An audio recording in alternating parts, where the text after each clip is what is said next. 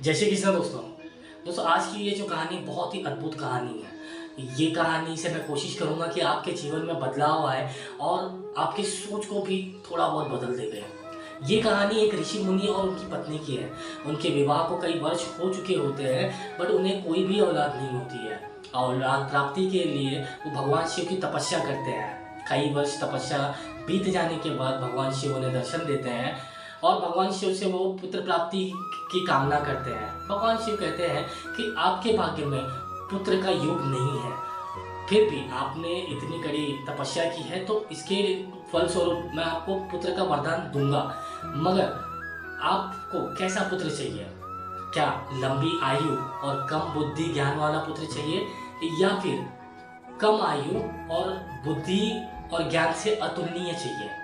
तो ऋषि मुनि और उनकी पत्नी थोड़ा सोच में पड़ जाते हैं। सोच विचार करके वो भगवान शिव से कहते हैं कि प्रभु, अगर ज़्यादा आयु और कम बुद्धि ज्ञान वाला पुत्र होगा तो वो राजसीय सुख के लालच में ज्ञान के मार्ग से भटक जाएगा। हमें ऐसे पुत्र की कामना नहीं है। हम चाहते हैं कि भले ही पुत्र की आयु कम हो, मगर वो बुद्धि और ज्ञान से अतुलनीय हो। भगवान शिव तथास्तु करके अंतर्ध्यान हो जाते हैं। उन्हें पुत्र मिल जाता है और वो पुत्र शिक्षा लेकर बड़ा हो जाता है। जब वो पुत्र 11 वर्ष का होता है तो उनसे माता पिता चिंतित हो जाते हैं। वो पुत्र अपने माता पिता को चिंतित देखकर पूछता है कि आप लोग चिंता में क्यों हैं? ये पुत्र का कर्तव्य है कि वो अपने माता पिता की चिंता को दूर करे। तो उसके माता पिता कहते हैं कि पुत्र, हमने तुम्हें वरदान स्वरूप पाया है और महादेव का वरदान था कि तुम्हारी आयु सिर्फ 12 वर्ष है। अब आप 11 साल के हो चुके हो, लेकिन 1 साल बाद तुम्हारी मृत्यु है। तो इस चिंता को लेके हम बहुत चिंतित हैं इस बात को लेके। तो वो पुत्र अपने माता पिता की चिंता को दूर करने के लिए भगवान शिव का 1 वर्ष तक कड़ी तपस्या करता है। और जब 1 वर्ष पूरा हो जाता है तो यमराज उसके सामने प्रकट होते हैं। यमराज कहते हैं कि तुम्हारी आयु पूर्ण हो चुकी है, अब मैं तुम्हारे प्राण हरने के लिए आया हूँ। वो भगवान शिव से विनती करता है, उनकी आराधना करता है। तो भगवान शिव उसकी आराधना और विनती से प्रसन्न होकर प्रकट होते हैं। भगवान शिव से वो कहता है कि प्रभु, कि मेरी आयु इतनी कम है कि मैं अपने माँ बाप की सेवा तक नहीं कर पा रहा हूँ। मुझे अधिक आयु की आवश्यकता है, मुझे मेरे माँ बाप की सेवा करनी है। भगवान शिव कहते हैं कि ये वरदान तुम्हारी कम आयु का तो मैंने ही दिया हुआ था। वो कहता है कि प्रभु, ये जो वरदान मेरी कम आयु का था, ये आपने मेरे माता पिता को दिया था।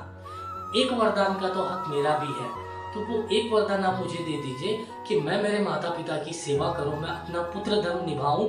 उसके बाद मैं स्वयं यमराज के साथ जाने के लिए तैयार हो जाऊंगा।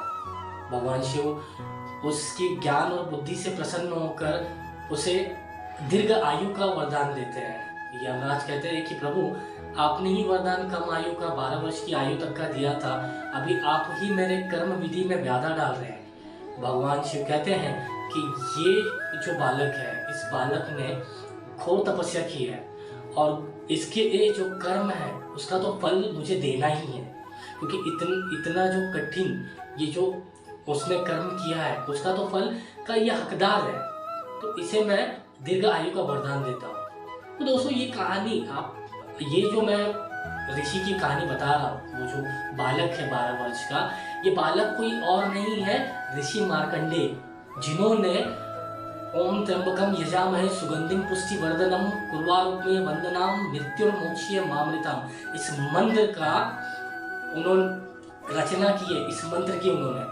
तो ये ऋषि मार्कंडेय की कहानी है। अब आप खुद सोचिए कि अगर ऋषि मार्कंडेय अपने मृत्यु पर विजय प्राप्त कर सकते हैं, जो कि असंभव था, यमराज प्रकट हो गए थे उनके प्राण लेने के लिए, फिर भी ऋषि मार्कंडेय ने यमराज तक को पराजित कर दिया अपने कर्म से। तो आपके जीवन में ना ऐसा कोई भी कार्य कठिन नहीं है, असंभव नहीं है, इम्पॉसिबल है ही नहीं। अगर आप आपके कर्म को पूरी निष्ठा से और सच्चे मन से, सच्चे दिल से करेंगे ना, तो कोई भी कार्य ना आपके लिए असंभव नहीं है।